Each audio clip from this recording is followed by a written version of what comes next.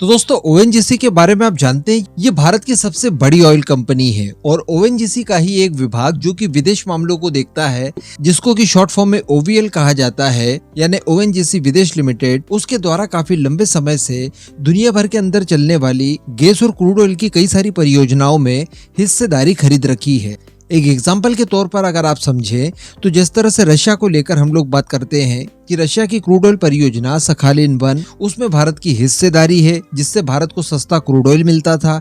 जब सैंक्शंस की वजह से क्रूड ऑयल बंद हो गया था तो उसके बदले हम लोगों ने डिविडेंड मांगा था, यानी जितना हम लोगों ने इन्वेस्ट किया है उसके बदले हमें हमारा मुनाफा मिले। तो इस तरह की हिस्सेदारी भारत द्वारा न केवल रशिया में बल्कि दुनिया भर के लगभग सभी ऑयल प्रोड्यूसर देशों में कर रखी है। एक्चुअली सभी कहना सही नहीं होगा, हो सकता है कि कुछ देश छूटे भी हों, लेकिन एशिया हो, लैटिन अमेरिका हो, अफ्रीका हो, रशिया वगैरह हो, सभी जगह भारत के द्वारा इस तरह की तेल और गैस परियोजनाओं में इन्वेस्टमेंट किया गया है और इन सभी परियोजनाओं के तहत जितने भी तेल और गैस के कुएं आते हैं उनमें भारत की हिस्सेदारी है। अब इसी में दोस्तों एक नाम आता है वेनेजुएला का भी। जी हाँ, दरअसल मैं आपको बता दूं कि ओएनजीसी विदेश द्वारा ईस्टर्न वेनेजुएला के ओरिनोको हेवी ऑयल बेल्ट के सैन क्रिस्टोबल एरिया में 40% तक की हिस्सेदारी खरीद रखी थी। जी हाँ, और इस परियोजना का जो 60% हिस्सा था वो वेनेजुएला की ही कंपनी पीडीवीएसए के पास था। तो अल्टीमेटली ईस्ट वेनेजुएला की इस ऑयल परियोजना से जितना भी तेल और गैस वगैरह निकलेगा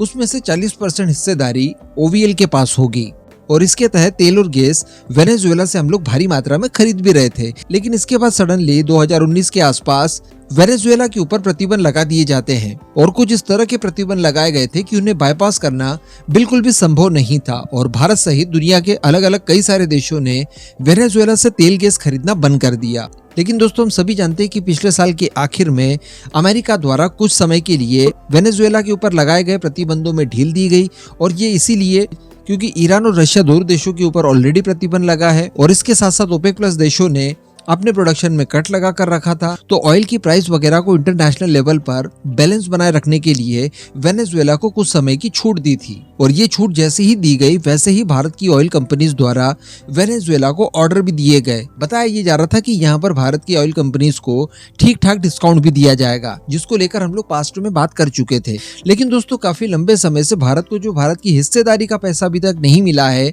और न ही उसके बदले गैस मिला है और न ही उसके बदले क्रूड ऑयल मिला है, तो इसका अब काफी अमाउंट इकट्ठा हो गया है। यानी वेनेजुएला के ऊपर भारत का अब $600 मिलियन के लगभग का डिविडेंड बाकी रह गया है। इसका मतलब ये हुआ कि वेनेजुएला की वो कंपनी जिसका नाम पीडीवीएसए है, जिसके पास इस परियोजना का 60% हिस्सा मौजूद है, वो भारत की ओवीएल को $600 मिलियन देनदार है। $600 मिलियन ये बहुत बड़ी रकम है, आधे बिलियन से भी ज्यादा।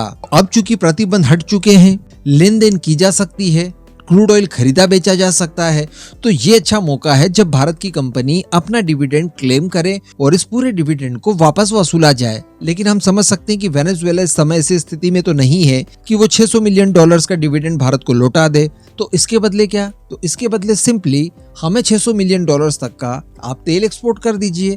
तो इसी को लेकर अब भारत के ओवीएल द्वारा चर्चाएं शुरू कर दी है। तो अल्टीमेटली बहुत ही सही समय पर वेनेजुएला को प्रतिबंधों से ढील मिली और भारत को अपनी हिस्सेदारी का पैसा तेल के रूप में वसूलने का एक शानदार मौका इससे मिल गया, जो कि इस समय भारत की बढ़ती हुई आवश्यकताओं को पूरा करने के लिए एक बहुत बड़ा योगदान दे सकता है।